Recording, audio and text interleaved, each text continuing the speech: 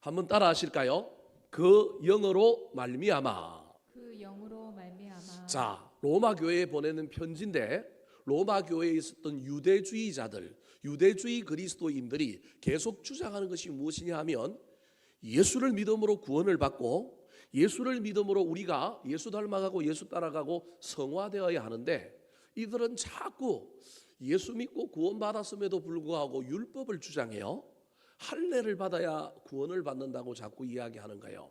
그래서 사도 바울이 예수 그리스도가 복음의 핵심이라는 걸 1장부터 5장에서 이야기하고 난 다음에 잘못된 복음으로 변질될 수 있는 로마 교회 교인들의 신앙을 바로잡기 위하여 믿음으로 구원받는다, 구원에 율법이 없다, 율법이 나쁜 건 아니지만 뭘 지킴으로 뭘 행함으로 구원받으면 인간은 필연적으로 부패하여 누구의 공로를 주장하느냐 하면 내 공로, 내 믿음, 내 능력, 내 실력 주장하게 되어서 은혜도 떨어지고 예수도 없는 상태가 된다.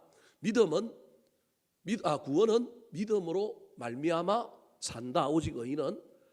그런데 문제는 또 생겼습니다. 예수 믿고 난 다음에 믿음으로 구원받았는데 여전히 우리를 괴롭히는 문제가 있어요. 그 문제가 뭐예요? 죄의 문제입니다. 구원과 관련한 목욕은 할 필요는 없지만 저와 여러분이 매번 손발은 씻어야 되는 존재예요. 천국 가기 전까지 저와 여러분은 영원한 이 숙제를 붙들고 살아야 합니다. 세상 사람들이 이 비밀을 이해하지 못해서 죄 짓는다고, 예수 안 믿는다고, 구원 못 받았다고, 그런 예수는 안 믿겠다고 이야기하지만 우리 인간의 불완전성을 모르기 때문에 그렇습니다. 우리 인간은 윤리로, 도덕으로 구원받는 게 아니고 믿음으로 구원받기 때문에 죄 없다라고 하는 무죄 선언을 받았음에도 불구하고 여전히 죄성이 우리 안에 있고 죄의 영향력 속에 우리가 살고 있기 때문에 구원과 관련 없는 죄의 문제가 여전히 우리를 괴롭힙니다. 이때 유대주의자 그리스도인들은 그러면 율법을 다시 소환하여 예수 믿고 구원받은 건 알겠는데 구원 그 이후에 우리의 신앙생활, 그걸 이제 성화라고 합니다. 예수 믿고 구원받은 건 칭위입니다. 우리가 죄가 없는 게 아니고 죄를 없다라고 무죄서는 우리를 그렇게 칭하여 의롭다 불러주셨기 때문에 우리가 구원받은 거예요. 그 칭의 다음에 있는 것이 뭐냐 하면 성화인데, 이 성화의 문제에서는 뭘 좀 써보자고 주장하느냐 하면 율법을 써보자는 거예요. 예수 믿고 구원받은 건 알겠는데 구원 그 이후에 우리가 좀 거룩해지고 좀 신실해지고 좀 괜찮아지는 그리스도인으로 살아가는 데는 율법을 딱 갖고 와서 그 율법대로 살고 그 율법대로 지키고 이렇게 좀 하면 어떻겠느냐? 사도 바울이 그것도 아니다. 율법을 차용해서 쓸 수는 있지만 죄의 문제는 구원의 문제뿐만 아니라 성화와 관련된 죄의 문제도 율법으로 이긴다, 못 이긴다?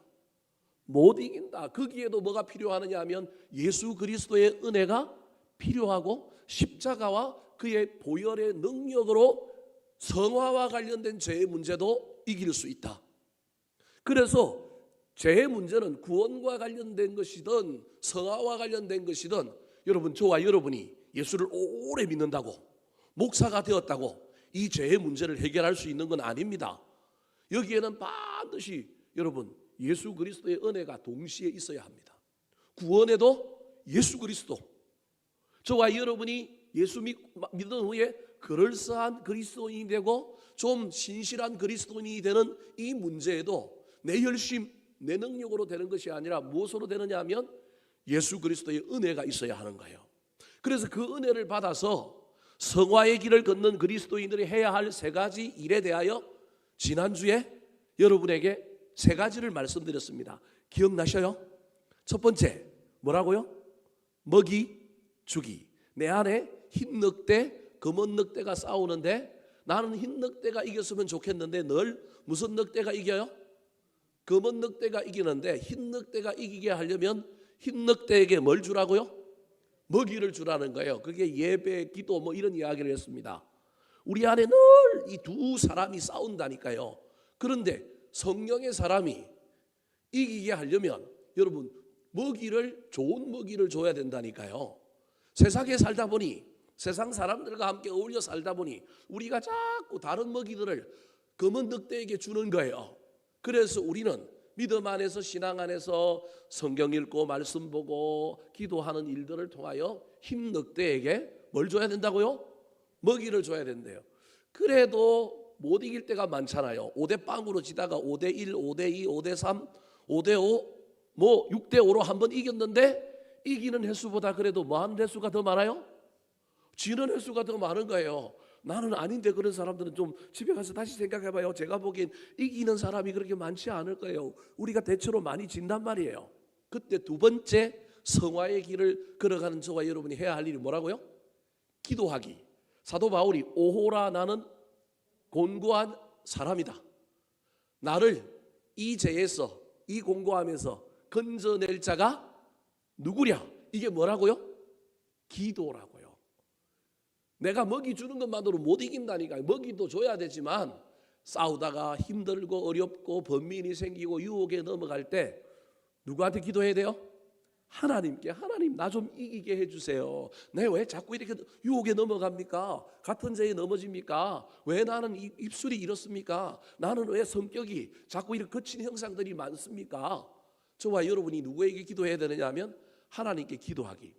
세 번째가 성화의 길을 걸어가는 그리스도인들이 해야 할 세 번째가 뭐라고요? 감사하기. 그 감사하기가 뭐냐 하면 바로 10절 말씀입니다. 우리 7장 25절 말씀입니다. 화면에 안 나올 거예요. 한번 읽어볼까요? 자, 7장 25절, 8장 앞에 있는 25절입니다. 시작. 우리 주 예수 그리스도로 말미암아 하나님께 감사하리로다. 그런즉 내 자신이 마음으로는 하나님의 법을, 육신으로는 죄의 법을 섬기노라. 이게 우리의 현실이에요. 마음으로는 하나님의 법을, 육신으로는 뭘 섬긴다고요? 죄의 법을. 그런데 앞에는 누구에게 감사하라고요? 하나님께 감사한대요. 누구로 말미암아? 예수 그리스도로 말미암아. 여러분, 이 말이 뭘까요? 성화의 문제에서는 넘어지고 자빠져도 그래도 무슨 문제는 흔들리지 마라? 구원의 문제는 흔들리지 마라. 예수 그리스도가 나를 구원해 준 것, 성화에 관련된 실험하다가 내가 자꾸 넘어지고 자빠지는 바람에 나 이러다가 구원 받았나? 나 이거 구원도 못 받은 거 아니냐? 이런 생각은 하면 된다, 안 된다? 안 된다. 맨날 흰 늑대하고 검은 늑대가 싸우다가 검은 늑대가 져서 반대로 얘기했네요. 흰 늑대가 져서 검은 늑대가 이기는 일들이 너무 많이 일어나도 기죽지 마라. 그럴수록 하나님 앞에 뭐 하라고요? 감사하라. 왜? 그래도 난 뭐 받은 존재라고요?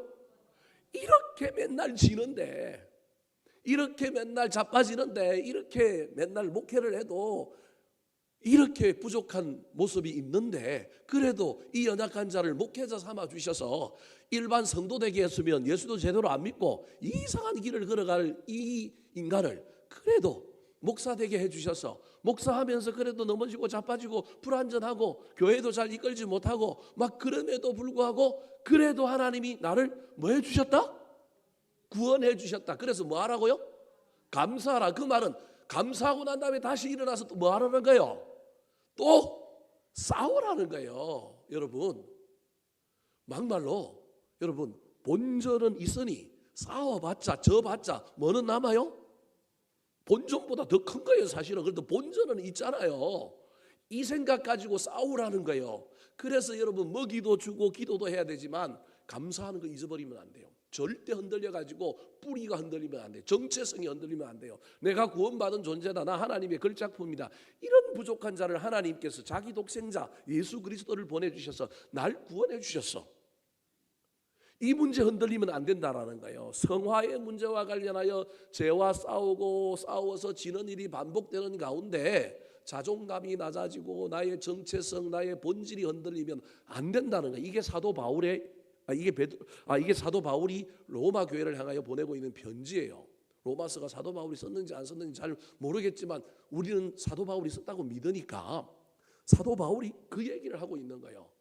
그러니까 이 말은 본질이 흔들리지도 말아야 될 뿐만 아니라 감사하고 난 다음에 힘을 얻어서 그래, 난 하나님의 자녀야. 내가 비록 인격적으로 문제가 있고 입도 문제가 있고 하는 일도 좀 문제가 있어도 난 또 성화의 길을 걸어가리라.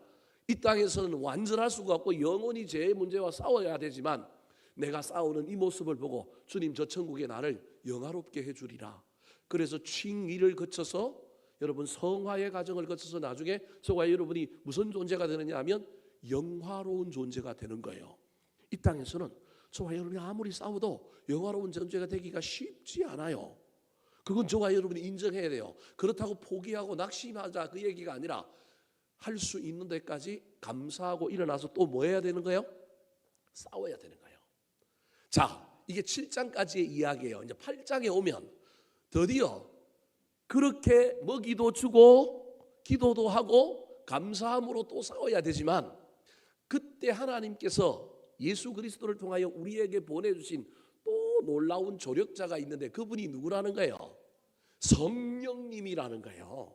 그분을 의지해라. 성령을 의지하고 성령 충만함으로 죄의 문제와 싸워서 뭐 하라고요?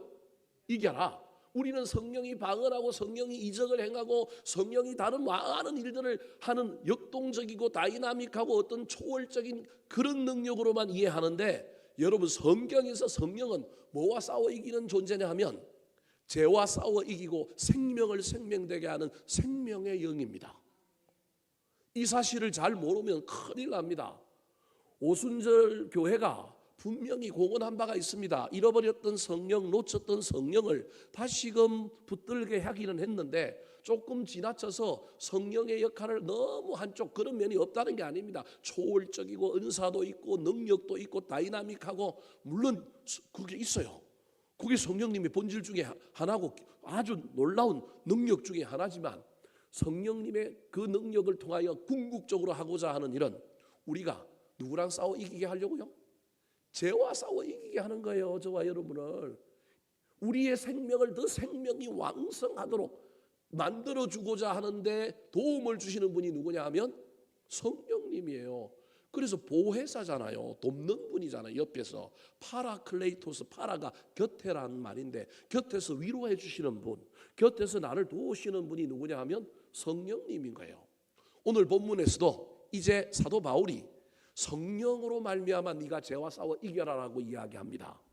11절 말씀 같이 한번 읽어볼까요? 시작. 예수를 죽은 자 가운데서 살리신 이의 영이 너희 안에 거하시면 그리스도 예수를 죽은 자 가운데서 살리신 이가 너희 안에 거하시는 그의 영으로 말미암아 너희 죽을 몸도 살리시리라. 로마서 8장에 성령, 영이라고 하는 단어가 몇 번 나오느냐 하면 30분 이상 나와요. 제가 세보다가 지쳐가지고 한글하고 영어 성경 동원해갖고 찾아보다가 이게 한글로는 32번이고요. 영어 성경으로 찾아보니까 더 많은 거예요. 스피릿이 영어로는 성령인데요. 스피릿이 더 많은 거예요. 아, 이걸 헬라어는 어떻게 되어 있을까? 헬라어 책을 갖고 찾아보다가 지쳐가지고 헬라어는 정확하게 찾아 못 봤어요. 여하튼 8장에만 성령, 영이 몇 번 나오느냐 하면 30번 이상 나오는 거예요. 그러니까 8장의 핵심은 죄와 싸우고 분투하는 우리 그리스도인들에게 절대적으로 필요하신 분이 누구냐 하면 성령님의 도우심이라는 겁니다. 그렇다고 성령님의 도우심만 바라고 나는 아무것도 하지 말라 그 얘기가 아닙니다. 나의 열심도 있어야 되고요. 나의 열정도 있어야 되고요. 기도도 하고 먹이도 주고 감사하고 저와 여러분이 그 은혜를 가지고 또 분투함으로 나아가야 되지만 궁극적으로 이 싸움에서 저와 여러분이 승리하기 위해서는 우리가 자주 놓쳐버리고 자주 그 임재를 상실해서 그 능력을 못 잊기 때문에 너무 자주 지니 성령의 충만함을 그 임재를 입고 싸우라는 얘기입니다. 왜 성령의 임재로 말미암아 죄와 싸워 이겨야 할까요? 오늘 본문에 성령이 우리 안에 거하여 이 죄의 문제와 싸우면 몇 가지 변화가 나타납니다. 첫 번째 따라하시겠습니다. 정죄함에서 자유케 됩니다. 정죄함에서 자유케 됩니다. 그 영으로 말미암아 우리는 정죄함에서 자유케 됩니다. 성화의 과정에서 죄와 싸워 맨날 진다니까요. 아내하고 안 싸워야 되는데 맨날 싸우고요. 아이들을 사랑해야 되는데 맨날 나의 기준 가지고 그 아이들을 바라보는 가운데 잘못된 것만 보이고요. 긍휼히 여기고 불쌍히 여겨줘야 되는데 이게 잘 안 바뀐다니까요. 천성적으로 저와 여러분이 어릴 때부터 자라왔던 이 삶, 이 언어, 이 생각이 안 바뀐다니까요.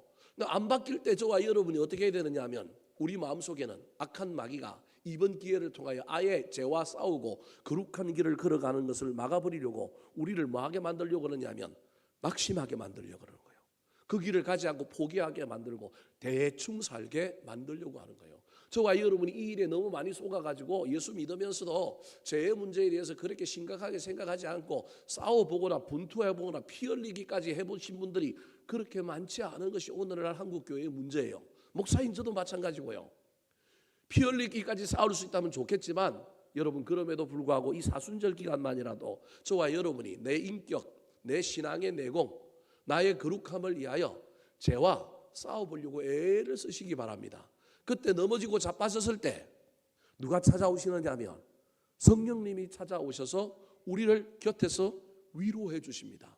뭐라고 위로해 주시냐면, 야, 너 그래도 구원과는 상관없어. 넌 그래도 뭘 받는 존재냐 하면 구원받는 존재야. 이게 8장 1절이에요. 자, 8장 1절 같이 한번 읽어볼까요? 시작. 그러므로 이제 그리스도 예수 안에 있는 자에게는 결코 정죄함이 없나니. 그리스도 예수 안에 있는 자, 이게 구원이잖아요. 예수 안에 있는 자는 정죄함이 없다.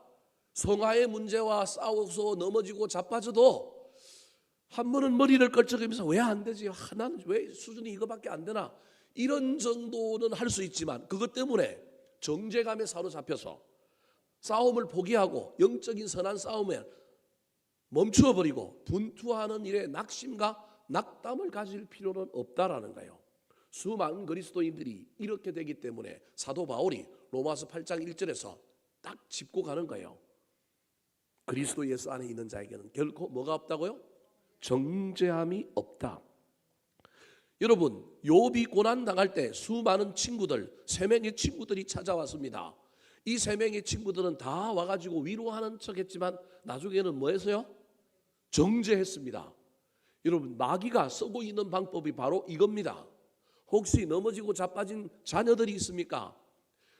부모로서 너무너무 안타까운 나머지 지적하고 그 고쳐야 돼 이렇게 이야기하는 경우들도 어쩔 수 없이 우리의 입에서 나가겠지만 때로는 태도를 바꾸고 말을 바꿔서 위로해 주시기 바랍니다. 다시 해보자, 또 해보자, 살아있지 않느냐? 저와 여러분이 정죄감이 아니라 마음속에 자유함이 넘치도록 만들어 주었으면 좋겠습니다. 1절에서는 정죄가 없다고 이야기한 다음에 2절에서는 자유에 대하여 이야기합니다. 자, 2절 말씀 같이 한번 읽어볼까요? 시작. 이는 그리스도 예수 안에 있는 생명의 성령의 법이 죄와 사망의 법에서 너를 해방하였습니다. 예수 안에 있는 구원받은 우리에게 생명의 성령의 법이 죄와 사망의 법에서 너를 뭐하였다고요? 해방하였다. 즉 여러분, 천국 가는 문제, 구원의 문제에서 너 해방받았으니 이 땅에서 성화의 문제 싸우다가 저도 어쩔 수 없다. 싸우다가 지는 건 죄가 아니다. 그런데 안 싸우고 내버려 두는 건 죄다. 여러분, 이 말을 잘 기억하셔야 됩니다. 저와 여러분은 안 싸우려고 그럽니다. 안 싸우기 때문에 우리는 패가 없어요. 그래서 저와 여러분은 전적이 별로 많지가 않아요. 근데 하나님은 우리에게 뭘 요구하느냐 하면 성이 많으냐 패가 많으냐를 중요하게 여기는 것이 아니라 뭐가 많은 걸 따지신다고요? 전적이 많은 걸 따져요. 여자분들이 이게 무슨 얘기인지 모르겠는데 시합을 하고 나면 몇 성, 몇 무, 몇 패 이렇게 이야기하잖아요. 그걸 총 따져서 몇 번 시합을 했느냐는 거예요. 하나님은 우리가 시합을 몇 번 했는지를 보시지 거기에서 네가 몇 번 이겼느냐 한두 번 해보고 안 되니까 은퇴해버렸어요. 오늘날 한국교회 안에 이 성화의 문제와 은퇴해버린 사람들이 얼마나 많은지 몰라요. 싸움이 있다는 것도 생각을 못해요. 여러분, 이 싸움은 죽을 때까지 하는 겁니다, 사실은. 그런데 어느 순간이 되고 직분을 받고 저와 여러분의 신앙의 연륜이 높아지면 이 성화의 문제와 관련된 이 부분에 있어서 저와 여러분이 문을 닫아버리고 그냥 대충 지나갑니다. 사랑하는 성도 여러분, 생명의 성령의 법이 우리를 자유하겠다는 사실을 잘 기억하여서 다시금 싸웠으면 좋겠습니다. 그러기 위해서는 반드시 생명의 성령의 법인 성령이 우리 가운데 오면 정죄감을 없애주고 죄로부터 우리를 자유하게 할 뿐만 아니라 우리가 생각의 변화가 찾아와야 합니다. 오늘 본문에 정죄함이 없다. 그리고 너는 생명의 성령의 법으로 말미암아 죄와 사망의 법에서 너가 해방되었다라고 이야기하면서 해방된 사람은 자유가 있지만 그 자유를 가지고 딴 데 쓰지 않고 그 자유를 어디에 썼을까요? 정죄함으로부터 자유가 이루어진 대표적인 사람의 모양을 5절과 6절에 이렇게 표현하고 있습니다. 같이 한번 읽어볼까요?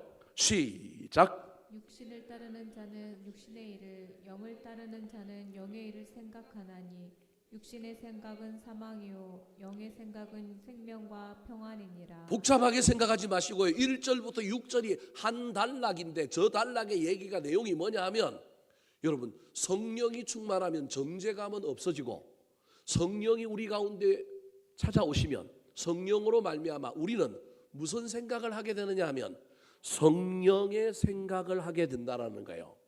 지금까지는 여러분 저와 여러분이 무슨 생각을 했느냐 하면 이걸 오늘 본문에는 육의 생각이라고 얘기하잖아요. 저와 여러분이 죄 왜 짓지? 나 왜 연약하지? 난 이건 왜 나는 자꾸 넘어지지? 나한테 왜 이런 것이 있지? 우리 엄마 때문에, 우리 아버지 때문에, 어릴 때 받은 상처 때문에, 내가 교회에서 신앙생활할 때 누구 때문에. 예를 들 것 같으면 저와 여러분이 나의 거룩함, 나의 성화를 위하여 이야기할 때 우리는 자꾸 내 개인의 문제로 치환하여 그 개인의 문제 속에서 원인을 분석하고 내가 어떻게 해야 될 것인가를 자꾸 생각하는데 지금 사도 바울은 뭐라고 얘기하느냐 하면 정죄감을 극복한 사람은 그 다음에 뭐가 바뀌어야 되느냐 하면 생각이 바뀌어야 된다는 거예요.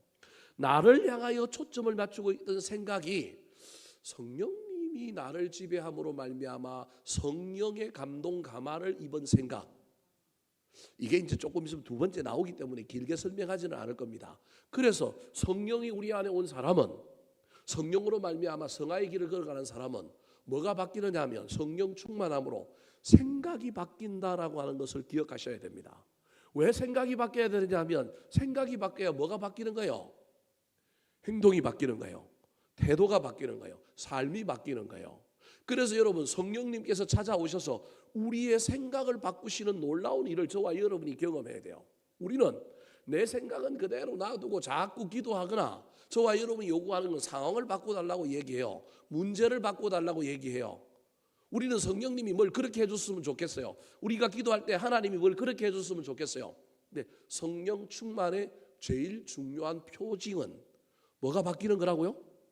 생각이 바뀌는 거예요. 영이 내 안에 오심으로 말미암아 내가 그 영을 인격적으로 받아들이고 그 영을 따라가는 거예요. 그때 제일 먼저 일어나는 건 생각의 전환, 생각의 변화가 일어나야 뭐가 바뀌느냐 하면 태도가 바뀌는 거예요. 정죄하면서 자유함으로 바뀌었잖아요. 이건 정죄하면서 자유함으로 바뀐 놀라운 이야기는 뭐가 바뀌었느냐 하면 생각이 바뀌었다니까요. 정죄하면서는 나 왜 자꾸 넘어지지? 나 이러다가 천국 가겠나? 나 예수 믿는 사람인가? 이게 정죄감이잖아요. 근데 생각이 바뀌니까 난 구원과는 상관없어. 난 이미 뭐 받은 사람이야? 구원받은 사람이야. 난 하나님의 자녀야. 나 이거 싸워서 이겨야 돼. 생각의 전환이 있잖아요. 근데 그 생각의 전환이 내 문제만을 바라보는 생각이 아니라 이제는 성령님의 인도하심을 따라가는 겁니다. 이게 영의 생각인 거예요. 그래서 6절에 보니까 육신의 생각은 사망이요 영의 생각은 뭐라고요? 생명과 평안이라는 거예요. 삶이 안 바뀌었는데, 환경이 안 바뀌었는데 성령님이 우리 가운데 임재하시고 충만함으로 말미암아 영의 생각을 따라감으로 말미암아 생각이 바뀌니 여러분 마음이 평안한 거예요. 생각이 바뀌니 삶이 달라진 거예요. 환경은 아직 안 바뀌었어요. 문제는 아직 해결 안 됐어요. 그런데 생각이 바뀜으로 말미암아 많은 변화가 찾아옵니다. 물이 반컵밖에 없네? 라고 하는 것과 물이 반컵이나 있네? 엄청난 차이라니까요. 은행에 돈이 이것밖에 없네? 돈이 이만큼이나 남았네? 그 남았다는 사람은 쓸 사람이고 없네라고 하는 사람은 아두부랑 떨면서 더 모아야 되는 사람인가요? 무슨 삶이 옳은지 뭐 여러분마다 각자가 다르겠지만 중요한 건 관점이 바뀌는 거라니까요. 그래서 성령님이 우리 가운데 오셔서 저와 여러분이 뭘 바꿔야 저와 여러분이 죄와 싸워 이길 수 있느냐 하면 생각을 바꿔야 된다니까요. 패배주의, 정죄감 해도 안 된다. 어떻게 이길까? 이게 아니라 성령님께서 오셔서 저와 여러분이 생각을 바꿔주면 나중에 주님의 음성이 들리는 거예요. 이제 8장 마지막에 가면 담대하라 내가 뭘 이겼노라? 세상을 이겼노라. 성령님의 말할 수 없는 탄식이 들려오고요. 누가 우리를 그리스도의 사랑에서 끊으리요?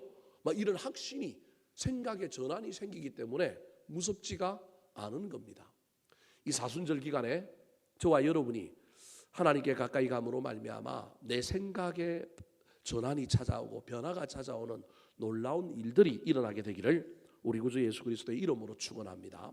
두 번째, 성령이 충만히 우리 가운데 임하면 성령의 임재로 말미암아 성화의 길을 가는 저와 여러분에게 어떤 변화가 나타날까요? 그 영으로 말미암아 생각이 바뀌었어요. 죄책감에서 자유함으로 바뀌었단 말이에요. 두 번째, 따라 하시겠습니다. 하나님을 기쁘시게 합니다. 하나님을 기쁘시게 합니다. 자, 죄와 싸우고 거룩한 길을 걸어가고 내 신앙의 성장과 성숙을 도모하는 이 길에서 저와 여러분의 시선은 다 어디에 있느냐 하면 나한테 있습니다. 나의 습관, 나의 언어, 나의 행동, 나의 말하는 것, 내가 어떤 기준, 내가 무엇을 선택하는 것, 나의 단점, 나의 기질, 나의 연약함, 저와 여러분의 초점이 어디에 있냐면 나한테 있습니다. 그런데요, 성령님이 임재하시면 초점이 어디로 가느냐 하면 하나님이 뭘 좋아하시지? 하나님이 뭘 기뻐하시지? 이렇게 바뀝니다. 성화의 길은 내가 내면의 나와 내 안에 있는 내 인격과 싸워 이기는 일이라고 생각했는데 사도 바울은 그래 갖고는 이긴다 못 이긴다? 못 이긴다. 자꾸 안으로 나를 해부하여 이기려고 하지 말고 주의 일을 하면 된다라는 거예요. 하나님을 기쁘시게 하는 일을 통하여 너도 모르는 사이에 네 인격이 자라고 너 성격이 변하고 네 삶이 변하는 놀라운 일이 일어난다라는 거예요. 이게 영의 생각인 거예요. 관점을 바꾸는 거예요. 나의 생각을 바꿀 뿐만 아니라 나의 일의 에너지의 삶의 대상을 바꾸는 거예요.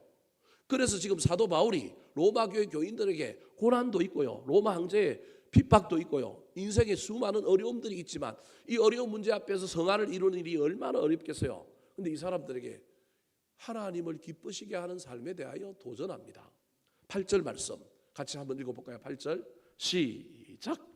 육신에 있는 자들은 하나님을 기쁘시게 할 수 없느니라. 반대로 하면 영에 사는 사람들은, 영의 생각을 따르는 사람들은, 영의 생각을 소유하고 있는 사람들은 누굴 기쁘시게 한다고요? 하나님을 기쁘시게 하는 거예요.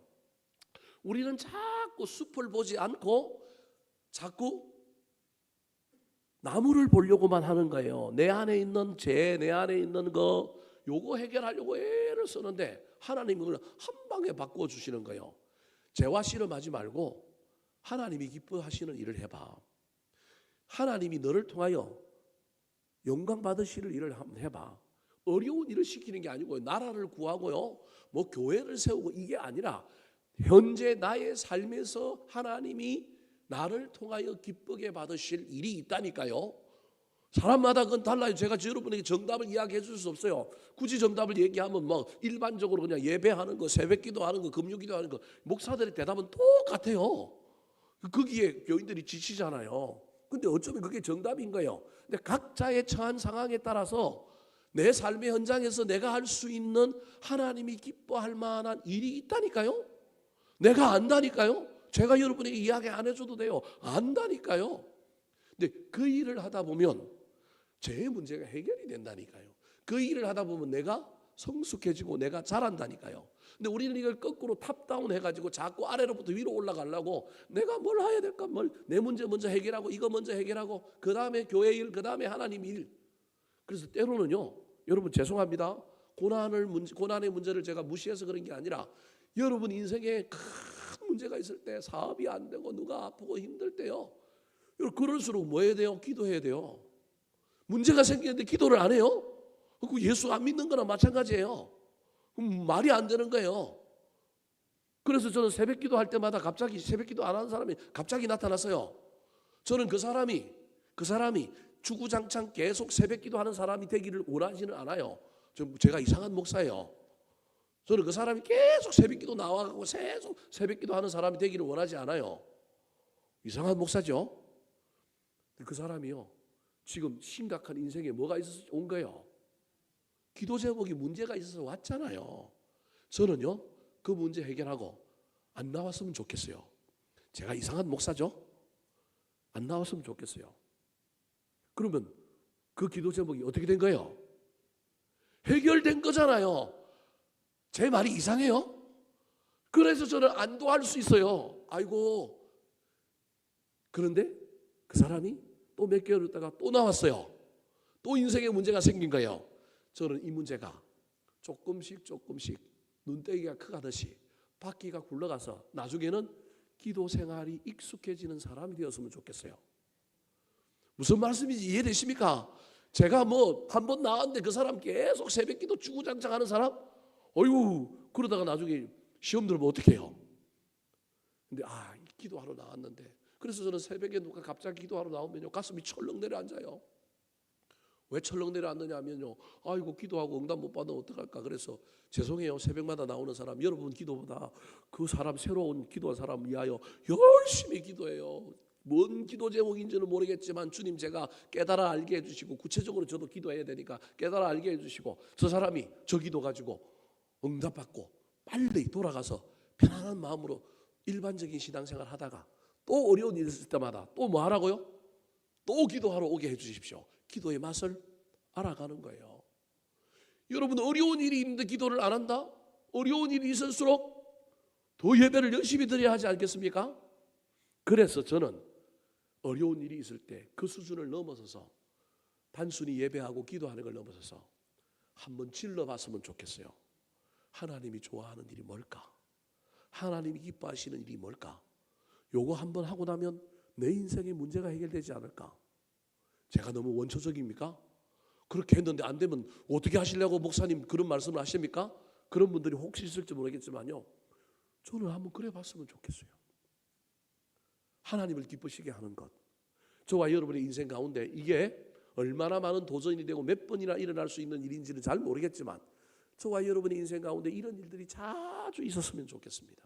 성령님이 내 안에 오므로 말미암아 그 성령님의 도움을 받아 내가 죄의 문제와 싸워 이겨야 되는데, 내가 인격이 좀 성화되고 신앙이 좀 내공이 깊어지고 내가 좀 거룩해져야 되는데, 그 거룩한 문제를 붙들고 실험하려고 하는데 하나님이 갑자기 내 생각을 전환시키고 내 생각을 변하게 만들더니만 갑자기 나한테 뜬금없이 하나님이 이거 하면 기뻐하시겠다는 생각을 주세요. 내 삶은 지금 엄청난 고난 가운데 있고 문제 가운데 있는데, 내 용기를 내어 그 일을 했더니 여러분, 내 인격도 달라졌고 내 신앙도 달라졌을 뿐만 아니라 문제도 해결되더라. 저는 이런 놀라운 일들이 일어났으면 좋겠습니다. 왜냐하면 신앙은 이런 체험이 있어야 되지 않겠어요? 그냥 모든 일들 가운데 그냥 다 넘고 다 참고 그냥 넘어가고 뭐 이런 것도 대단한 신앙이지만, 때로는 우리 인생에 잔잔하게 오르락내리락 하기도 하지만, 때로는 뭐 산을 올라가다가 굴러 떨어졌는데 거기서 또 다시 뭐 올라가고, 이런 놀라운 일도 한번 있어봐야 되지 않겠습니까? 저와 여러분의 인생 가운데 이 성화의 문제, 내 신앙의 성장과 성숙의 문제 앞에 때로는 하나님을 기쁘시게 하는 이 놀라운 일들이 성령의 감동을 통하여 저와 여러분의 삶에 나타나고, 그 기쁘시게 하는 일들을 통하여 성령의 인도함을 따라 그 일을 한번 해봤더니 제 문제뿐만 아니라 인생의 문제가 해결되는 것을 경험하는 저와 여러분이 되기를 예수님의 이름으로 축원합니다. 마지막입니다. 성화의 문제, 성령의 도움을 받아야 됩니다. 성령이 없이는 안 됩니다. 근데 그 성령이 임하시면, 우리 가운데 오면 생각이 바뀌어요. 죄책감에서 자유함으로 바꿔준다니까요. 그분이 오시면 우리의 상황과 환경을 넘어 하나님을 기쁘시게 하는 도전을 우리에게 주셔요. 세 번째입니다. 따라하시겠습니다. 예수님처럼 살리며 삽니다. 예수님처럼 살리며 삽니다. 자, 9절 말씀에 보면 재미난 이야기를 합니다. 9절 한번 읽어볼까요? 시작. 만일 너희 속에 하나님의 영이 거하시면 너희가 육신에 있지 아니하고 영에 있나니, 누구든지 그리스도의 영이 없으면 그리스도의 사람이 아니라. 자, 우리가 예수 믿고 구원받았으니 그리스도의 영이 우리 가운데 있어요. 그리스도의 영이 누구냐 하면 성령님이에요. 왜냐하면 예수님께서 부활 성천하시면서 뭘 기다리라 그랬어요? 성령을 기다리라 그랬기 때문에 그리스도의 영이 있는 성령을 얘기하는 거예요. 그래서 성령의 출처 이건 좀 어려운 이야기인데 성령의 출처는 하나님과 예수 그리스도다. 하나님으로부터만 나오느냐 예수 그리스도로부터 나오느냐 이거 갖고 막 신학자들이 싸우는데요. 중요한 건 다 몰라도 되고요. 그리스도의 영이라고 하는 저 이야기가 성령님을 그리스도 예수께 예속시켰다는 얘기가 아니라 예수님을 대신하여 예수님처럼 우리에게 보내심을 받은 영이 성령님이라는 거예요. 즉 예수를 믿는다, 예수를 구주로 고백하는 것은 성령이 없이는 안 되거든요. 그러므로 저와 여러분이 사람에 따라 편차는 있지만 우리가 예수 믿고 구원받았다고 하는 것은 내 안에 뭐가 있는 거예요? 성령이 있는 거예요. 충만하냐? 충만하지 않느냐? 잠시 잊어버렸느냐? 잠시 잊어버리지 않고 지금도 그분의 인도하심을 따라 살고 있느냐의 차이만 있을 뿐이지 이미 저와 여러분은 성령의 임재가 있는 사람들이에요. 그런데 그 임재를 잊어버리고 그냥 한번 주라 시인하는 정도의 나에게 도움을 주셨던 지혜롭게 예수 그리스도를 알아보게 만들었던 영 정도로만 이해하고 그 이후에는 그분의 인도하심, 그분의 임재, 그분을 향한 사모함 없이 살아왔던 게 우리 장로교예요. 근데 순복음교회는 이게 예수를 믿을 때 그 예수 그리스도를 알아보게 만드는 그 성령님은 온데간데 없고 그 이후에 막 어떻게 파워풀하고 어떻게 능력을 발휘하느냐에 대한 이야기를 많이 하다 보니까 자꾸 예수를 구주로 영접하는데 성령님이 없었다고 생각하는 거예요. 그때도 성령님은 있었어요. 근데 우리는 그건 자신이 있으니까 그 다음 단계 순복음 교회 계통에서 이야기하고 있는 그 이후에 성령의 인도하심, 성령의 능력, 성령의 임재를 아주 사모하며 살아야 되는 거예요. 그래서 우리 안에 그리스도의 영이 성령이 충만하도록 하나님의 성령님의 임재를 구하고 사모하고 성령님의 임재가 나한테 있을 수 있도록 우리 인간적인 측면에서 할 수 있는 일들을 해야 되는 거예요. 그러면 그 성령님은 우리를 어떻게 하시느냐? 자, 11절 말씀 같이 한번 읽어볼까요? 시작. 예수를 죽은 자 가운데서 살리신 이의 영이 너희 안에 거하시면 그리스도 예수를 죽은 자 가운데서 살리신 이가 너희 안에 거하시는 그의 영으로 말미암아 너희 죽을 몸도 살리시리라. 자, 예수 그리스도의 십자가와 죽음과 부활에 성령님이 있었다라는 거예요. 성령님이 그의 영으로 말미암아 그 성령 오늘 설교 제목인데 그 성령님이 우리 가운데도 있다고 한다면 우리가 그리스도의 사람이라고 한다면 예수 안에 있는 사람이라고 한다면 구원받은 사람이라고 한다면 그 영으로 말미암아 너희 죽을 몸도 뭐 하시리라? 살리시리라. 그러니까 성령은 뭐 하는 영이냐면 살리는 영이라는 거예요. 성령님은 살리는 영이에요. 왜? 누구의 영이기 때문에? 예수 그리스도의 영이기 때문에. 예수 그리스도는 뭐 하시는 분이에요? 살리는 분이라. 구원이 뭐 하는 거예요? 살리는 거라니까요. 그래서 여러분, 저와 여러분이 죄와 실험하는 아주 이 편협하고 아주 이 미세적인 문제에 너무 빠져버리면 여러분 죄와 실험하여 싸우는 궁극적인 이유가 뭔지를 모르고 싸움만 하다가 마는 거예요. 싸우는 이유가 내가 싸워서 이김으로 말미암아. 저기 보십시오. 예수 그리스도가 죄와 싸워서 이기는데 성령님이 도와주셨잖아요. 근데 그분이 또 그 성령님이 나를 뭐 하실 거라고요? 살릴 거라는 거예요. 왜? 예수 그리스도처럼 그리스도의 영을 가지고 있는 우리가 누구 닮아야 하니까? 예수 닮아야 하니까. 여러분, 그래서 인간은 필연적으로 뭐 하는 사람이냐면 살리는 사람이에요. 그게 벌써 부모가 되어서 가정에서 자녀들을 키우고 자녀들을 양육하는 일들을 통하여 우리는 살리는 존재라고 하는 사명을 붙들고 태어난 거예요. 근데 죄의 영향력 때문에 우리는 동시에 또 뭐 하기도 하는 거예요? 죽이기도 하는 거예요. 말로 깎아내리고 욕하고 죽이고 막 속으로 죽이고 미워하고 죽이고. 그래서 우리 안에는 살리는 영과 죽이는 영이 동시에 있는 거예요. 그래서 죄의 문제와도 저와 여러분이 싸워서 죄를 죽이려고 하는 것 한계가 있다라는 거예요. 먹이도 주고 기도도 하고 감사하고 은혜로 말미암아 충만하여 죄와 싸워 이겨서 나의 개인의 경건 거룩함을 이루려고 하는 것 하지 말라는 얘기가 아니에요. 그거 있어야 된다니까요. 그럼에도 불구하고 저와 여러분이 해야 할 일 아까도 얘기했잖아요. 좀 더 크게 거시적으로 숲을 보는 관점에서 누굴 기쁘시게 하는 일을 하면 된다고요? 하나님을 기쁘시게 하는 일. 그런데 하나님을 기쁘시게 하는 일 중에 제일 중요한 일, 우리 하나님이 제일 기뻐하시는 일이 무슨 일이라고요? 살리는 일이라니까요. 죽이는 일이 아니라 살리는 일. 그래서 성령이 우리 가운데 오면 살리다 보면 여러분, 죄는 죽음이잖아요. 그러면 살리면 죄는 도망가고 없잖아요. 살리면 빛이 있으면 어둠은 사라지는 것처럼 여러분, 살리면 죄의 문제는 자연스럽게 어떻게 되는 거예요? 해결된 거라니까요. 여러분, 이 거시적인 방법과 저와 여러분이 개인적으로 나의 삶의 영역에서, 나의 습관의 영역에서, 나의 삶의 태도의 영역에서 우리가 죄의 문제와 싸워야 될 이 미시적인 문제가 동시에 같이 이루어져야 된다는 거예요. 하나만 하면 안 되고 둘 다 해야 된다니까. 여기 했던 걸 은혜 받았고 미시적으로도 싸워야 되고, 미시적으로 싸우다가 힘들면 태도를 빨리 바꿔서 여러분 살려주는 거예요. 살리는 거예요. 수많은 목사님들 중에 개척해서 큰 교회를 이루었던 개척 세대가, 이제 큰 교회를 이루었던 시대가 이제는 끝납니다. 우리나라에, 우리 교단 말고도 전국적으로 봐도 이제는 개척자가 개척해서 교회를 부흥시켜서 큰 교회를 만들었던 시대는 이제 끝났어요. 이제 누구 하나 남았느냐 하면 우리 교단에 유용모 목사 하나 남았고요. 저 합동쪽 교단에 새 에덴 교회 소강석 목사 하나 남았고요. 저 독립교단에 저기 김양재 목사 한 사람 남았어요.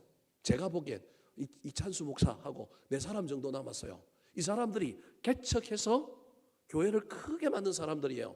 나머지 교회들은 전부 이제 그 다음 세대들에게 다 넘어가서 이제는 갔어요. 제가 지금 무슨 얘기를 하려고 하느냐면요, 한국의 교회가 1980년도만 해도 우리 교단에, 제가 80년도에 제가 신앙생활하고 있는 중학생이었는데, 그때 신문에 우리 교단의 서울 시내에 제일 큰 교회라고 하는 교회가 80년도에 교인 숫자가 얼마였느냐 하면 500명이었어요. 세문안, 영락, 그 다음에 저 장석교회, 그 다음에 또 2개가 갑자기 생각이 안 나는데, 이런 정도 교회가 교인이 80년도에 500명이었어요. 500명이었던 교회들이, 이런 교회들이 메가 처치로 발전을 하는 이유는 시골에서 전부 도시화가 되어 어떻게 하는 거예요? 밀려오는 거예요. 밀려오면서 이 도시 빈민들이 살아가는데 어려움에 희망을 준 복음이, 희망을 준 종교가 기독교인 거예요. 그러다 보니까 기독교 인구가 늘어난 거예요. 모집단이 커졌다라는 말이에요. 그래서 전체 인구도 점점 늘어났고, 그중에 종교 생활을 하는 인구도 늘어났고, 기독교 인구도 늘어났어요.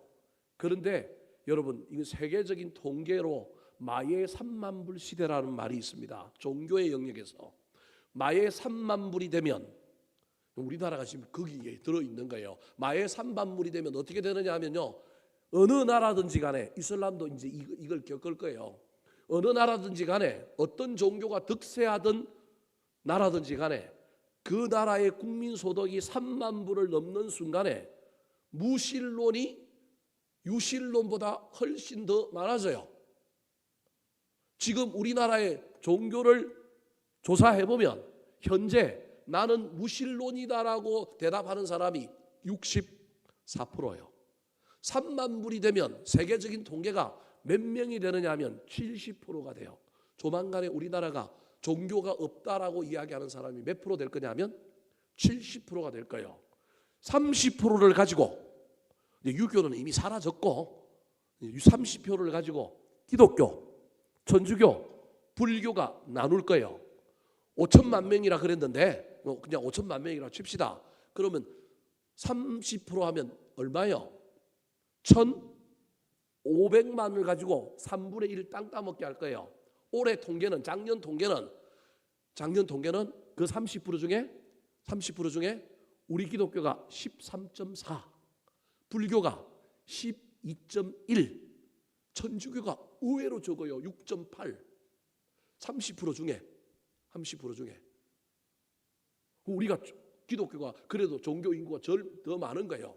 그러면 여러분 30% 중에 30%라고 치면 1,500명, 1,500이잖아요. 그 중에 우리가 그 3분의 1 조금 넘는다 치면 우리가 지금 인구가 680만, 650만 정도 기독교 인구라고 보는 게 맞는 거예요. 이게 세계적인 통계예요, 통계. 제가 무슨 얘기를 하려고 하느냐 하면 이제는요, 큰 교회들이 카리스마와 그 리더십을 가지고 있던 목사의 세대에서 다음 교회로 가면요, 그 다음 교회는요, 지키기만 하면 뭐 하는 거예요? 부흥한 거예요. 교회 학교 안 되잖아요. 안 되는 이유는 요즘 신학생들이, 요즘 전도사들이 영성이 없고, 그것도 죄송합니다. 우리 부교육자들이 있는데 그런 얘기하면 그러기도 하지만 좀 우리 때하고 다르긴 하고 그러기도 하지만, 그래도 교회는 어쩔 수 없이 대사회적인, 인구학적인, 사회적인, 문화적인 뭘 받느냐 하면 영향을 받는 거예요. 이 지역에 애를 낳는다 안 낳는다. 그래서 우리 교회 유치부가 지금 2명 3명밖에 안 나오는 거예요. 우리 유치부 교육 담당자는 맨날 머리를 긁고, 저 보면 맨날 9월 달만 되면 목사님 저 내년에 있어도 돼요. 늘 머리를 끌고요. 본인의 잘못이 아니라고요. 유일하게 우리 교회가 아동부가 잘 돼요. 신기하게. 뭐가 옆에 있어서? 학교가 옆에 있잖아요. 그래서 다른 교회들보다 아동부 인원이 훨씬 많은 거예요. 훨씬 많은 거예요. 10명 중에 대학교를 들어가면서 고등학교를 아동부에서 중고등학교를 올라갈 때 10명 중에 몇 명이 떨어지느냐 하면 6명이 떨어진대요. 4명이 떨어진대요. 6명만 남는데요. 중고등학교 갔던 애들이 대학을 가게 되면 6명 남은 애들 중에 몇 명 남느냐 하면 2명 남는데요. 2명.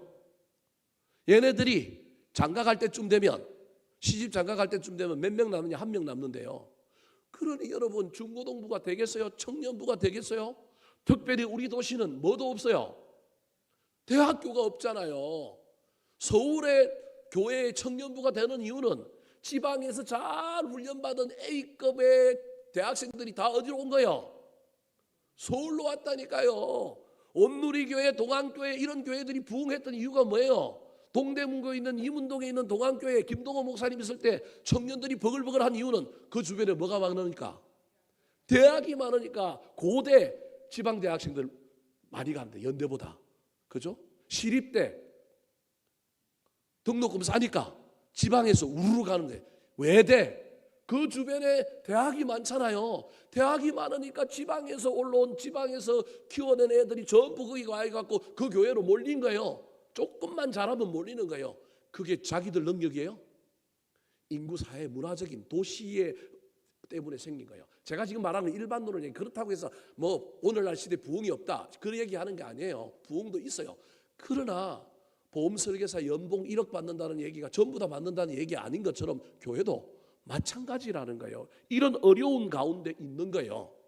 그러면 이제 본론이에요. 제가 할 얘기가. 그러면 어떻게 해야 될까? 지난주에도 여러분에게 제가 잠깐 이야기했는데, 여러분, 우리나라 산에 가면 소나무들은 소나무들끼리 모여 있고, 상수리 나무는 상수리 나무끼리 모여 있고, 밤나무는 그건 가수원 주인이 그렇게 만들었으니까 밤나무는 밤나무끼리 모여 있는데, 여러분, 소나무끼리 모여 있는 소나무 밭에 가봐요. 다른 나무가 거기 있어요, 없어요? 소나무를 그렇게 심었을까요? 이게 생태계거든요. 생물은 안다니까요. 동족끼리는 잡아먹어요, 안 잡아먹어요? 안 잡아먹고, 소나무가 살 수 있도록 나무 가지를 뻗는 길을 다 자기들끼리 뭐 하느냐 하면 열어줍니다.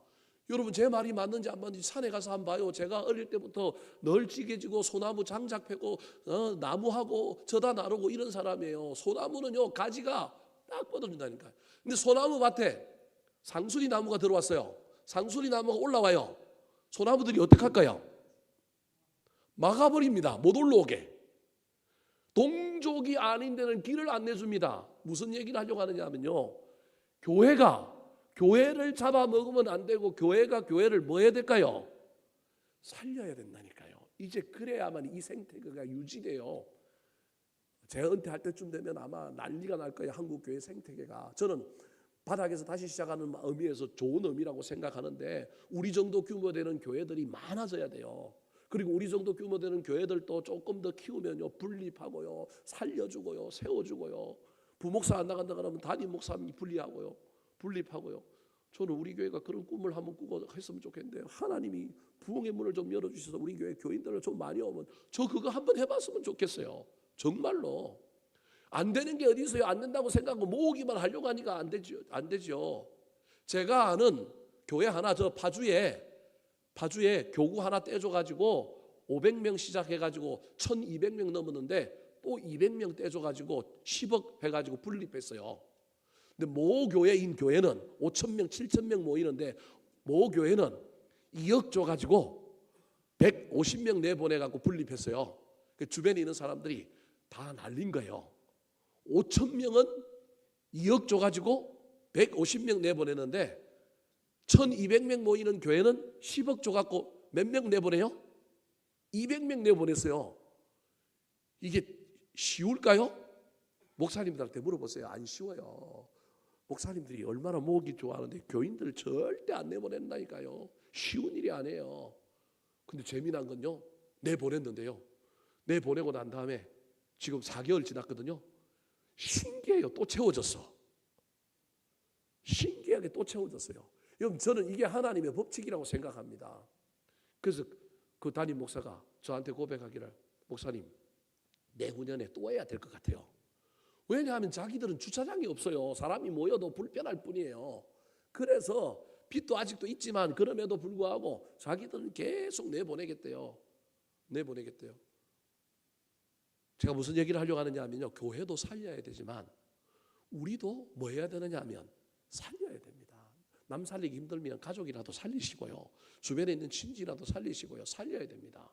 살리는 거 제일 중요한 게 뭐 하는 거냐 하면, 여러분, 전도해가지고 영혼 구원시키면 되고요, 예수 제대로 믿게끔 목양해주면, 또 양육 돌봐주면 되고요, 그들을 위하여 중보해주면 되는 거예요. 이게 성령님이 임한 사람이 죄의 문제와 씨름하느라고, 맨날 죄와 갖고 씨름하느라고 큰 거리 못 보는 사람들을 향하여 주님이 오늘 저를 통하여 여러분에게 하시는 말씀이에요. 물론 개인의 죄의 문제 갖고 씨름 안 하는 시대가 되어버려서 그것도 안 하기 때문에 문제이긴 해요. 이제 죄의 문제와 씨름 안 한다니까요. 성하고 뭐고 없다니까요. 저와 여러분이 이 두 가지를 잘 조화를 이루어서 큰 차원에서 하나님을 기쁘시게 하는 일, 그 기쁘시게 하는 일 중에 제일 중요한 것이 살리는 것, 붙들고 씨름할 뿐만 아니라 또 개인의 경건의 영역에서 작은 문제라 할지라도 함부로 대하지 말고 그 틈을 통하여 악한 마귀가 또 우리를 송두리째 무너뜨릴 수 있으니 습관, 언어, 나의 삶의 태도, 이 모든 것들을 붙들고 열심히 씨름하여 저와 여러분의 신앙이 넘어지고 자빠지고 또 같은 죄에 넘어지더라도 다시 일어나서 계속하여 분투하며 씨름하며 달려가는 저와 여러분 되기를 예수님의 이름으로 축원합니다. 한번 따라 하실까요? 그 영으로 말미암아 정죄하면서 자유케 됩니다. 하나님을 기쁘시게 합니다. 예수님처럼 살리며 삽니다.